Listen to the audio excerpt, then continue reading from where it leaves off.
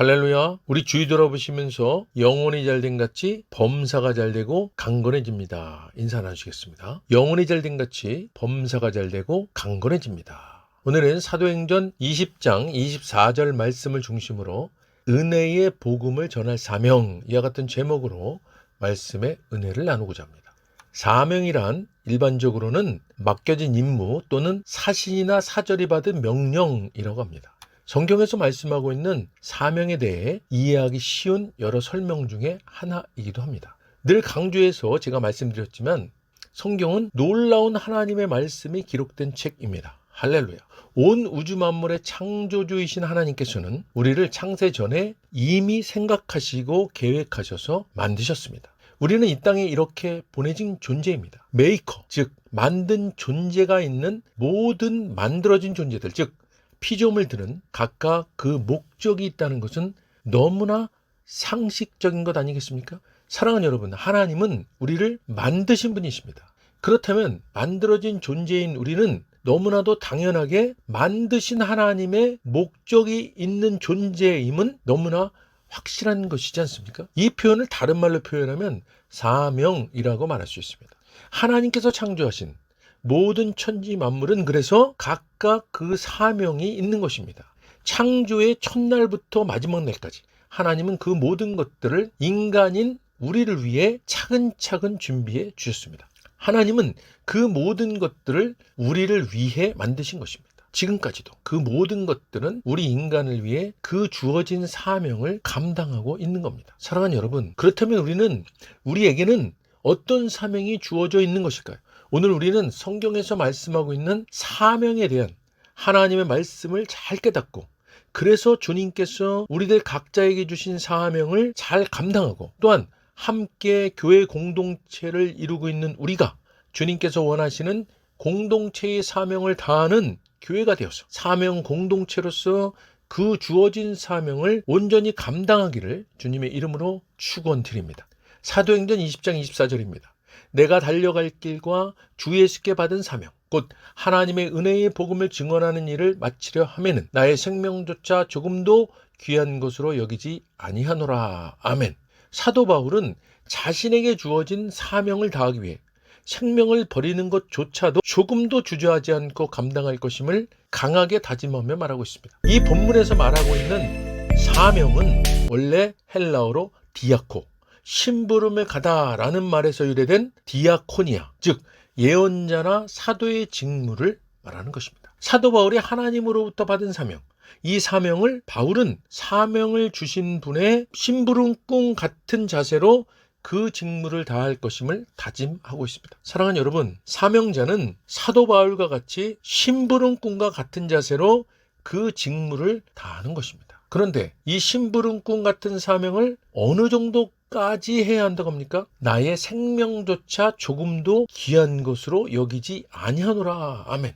자기에게 주어진 사명을 확신한 사도 바울은 그 사명을 목숨보다 귀한 것으로 여기는 사명자로 그의 달려갈 길을 경주하고 있는 것입니다. 사도 바울은 그가 확신한 사명이 무엇이라고 말하고 있습니까? 곧 하나님의 은혜의 복음을 증언하는 일, 바로 은혜의 복음을 증언하는 일이라고 합니다. 사랑하는 여러분, 은혜의 복음이란 그럼 무엇입니까? 사도 바울이 목숨을 버리면서까지 전하고자 한 은혜의 복음, 누가 정리 한번 해보시겠습니까? 제가 설교 때마다 반복적으로 강조드리고 있는 말씀이 은혜의 복음이지 않습니까? 늘 반복해서 강조해서 말씀드리는 은혜의 복, 이 시대 우리가 또한 한국 교회가 회복해야 할 복음입니다. 이 은혜의 복음은 우리 각 개인을 살리고 회복시키고 한국 교회를 다시 일으켜 세울 수 있는 복음, 은혜의 복음이란 우리가 하나님의 전적인 은혜로 구원받아 이제는 율법에서 벗어나 은혜 아래 있게 된 새 사람 된 신분, 이것을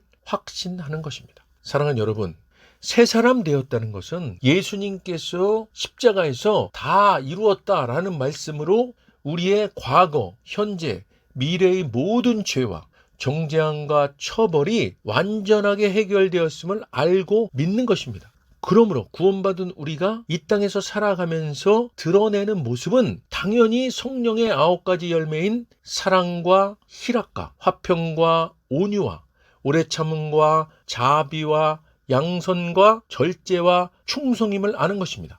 그러나 우리가 살아가면서 이런 모습을 보이지 못할 때 이 모습은 우리의 옛사람, 옛자, 옛 본성인 것이지 이것이 새롭게 새 사람 된 우리의 본성이 아닌 것임을 깨닫고 성령님께 도움을 요청해서 참된 회개를 이루는 것입니다. 사랑하는 여러분, 회개란 메타노이아, 돌이켜 하나님의 생각으로 행동을 바꾸는 것입니다. 그러므로 구원받아 은혜 아래 있는 자들의 옛 자아로 인한 죄에 대한 인식은 이런 죄까지도 이미 십자가에서 해결하신 예수님의 은혜에 감사하면서 다시는 죄를 반복하지 않도록 우리를 도우시고자 우리 안에 보혜사로 와 계신 성령님께 도움을 요청하는 것입니다. 사랑하는 여러분, 구원받은 우리에겐 결코 정죄함이 없어야 합니다. 그렇다고 죄에 대해 아무렇지도 않게 뻔뻔해지거나 무감각하라는 말씀이 아닙니다.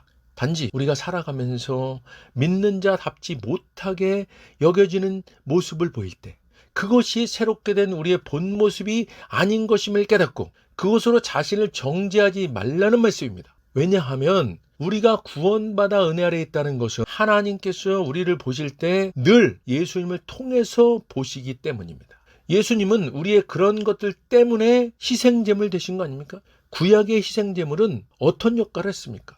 대제사장이 지성소에 들어갈 때 자기의 모든 죄를 희생제물인 순양에게 안수하여 전가하고 들어가지 않았습니까? 대제사장이 아무런 죄가 없는 거룩한 사람이기 때문에 지성소의 하나님 앞에서 죽임 당하지 않은 것입니까? 아니지 않습니까? 만약 하나님이 직접 대제사장을 대면하시고 보셨다면 그는 죽임 당했을 것입니다. 왜냐하면 죄된 존재가 거룩하신 하나님을 대면할 수는 없는 것이기 때문입니다. 그러나 거룩하신 하나님은 그 대제사장을 희생제물을 통해 보시기 때문에 하나님은 그에게 있는 모든 죄가 순양으로 인해 해결된 존재로 여기시고 그를 대우하시는 것입니다. 지금 이 신약시대에 구약의 희생제물과 같이 되신 분이 바로 예수님이십니다. 우리는 그 예수님으로 인해 의롭게 된 것이지 우리의 그 어떤 것들로도 우리는 의로워질 수가 없는 것입니다. 하나님은 우리를 위해 희생제물 대신 예수님을 통해 보심으로 우리를 의롭게 여기시는 것입니다. 이것이 바로 은혜의 핵심입니다. 사도 바울이 성경을 관통하고 있는 은혜를 완벽하게 이해하고 그래서 그 은혜를 목숨 걸고 전하고자 했던 것처럼 이 은혜의 복음을 우리만큼 이렇게 이해한 공동체가 많지 않을 것입니다. 사랑하는 여러분, 주 안에서 자부심을 가지십시오. 하나님께서 저와 여러분에게 주신 큰 은혜인 줄 확신합니다. 그렇다면 바로 이 은혜의 복음을 전하는 것이 우리에게 주어진 사명임에 틀림이 없음을 확신합니다. 그렇다면 우리에게 주어진 이 사명을 우리는 어떻게 전해야 할까요? 사도 바울이 했던 것처럼 해야 합니다. 우리가 이해하고 깨닫게 된 은혜의 복음을 사도 바울처럼 심부름하는 것 같이 심부름꾼 같은 자세로 겸손하게 더하거나 빼는 것 없이 배워 계신 주님을 믿고 담대하게 죽을 각오를 가지고 전하는 것입니다. 사도 바울은 성경에 있는 당연한 은혜를 전하는 것인데 왜 이렇게까지 불연한 각오로 전해야만 했을까요? 그것은 죄된 인간들의 본성은 은혜 아래 있음에도 불구하고 자꾸 율법 아래로 돌아가고자 하는 관성이 있기 때문입니다. 또한 내가 무엇인가 하는 것으로 내가 무엇인가 행하는 것으로 이루는 것이라는 자기 의가 은혜보다 더 편하게 느껴지는 옛 본성 때문입니다. 그래서 은혜를 전하면 저항이 일어나게 되고 예수님을 십자가에 못 박았던 율법주의자들과 같은 대적하는 상황이 만들어지는 것을 사도 바울은 잘 알았기 때문입니다. 사랑하는 여러분, 은혜의 회복을 이루는 것, 은혜의 복음 아래 올바로 서는 것, 이것이 우리 개인을 회복시키고 우리 교회 공동체를 회복시키고 한국 교회의 갱신을 이루고 재부흥을 이루는 길입니다. 사랑하는 여러분, 은혜 아래 올바로 서 있어야 은혜의 복음을 잘 이해하셔야 주님이 우리에게 바라시는 참 자유함을 누릴 수 있게 되는 것입니다. 은혜 아래 제대로 서 있어야 은혜의 복음을 확신하셔야 주님이 우리에게 원하시는 참 기쁨을 누리고 전할 수 있게 되는 것입니다. 사랑하는 여러분, 은혜 아래 있어야 자신을 정죄하지 않게 됩니다. 또한 다른 사람도 정죄하지 않게 되는 것입니다. 주님께서 사도 바울을 통해 깨닫게 하시고 목숨 걸고 전하게 하신 그 은혜의 복음을 우리가 이 시대에 깨닫는 은혜를 누리게 되었습니다. 주님께서 우리에게 주신 사명인 줄로 믿고 감사드립니다. 이 놀라운 은혜의 복음을 힘써서 전하는 우리 과학선교교회가 사명 공동체로서 이 시대에 놀랍게 쓰임받기를 주님의 이름으로 간절히 축원드립니다. 할렐루야.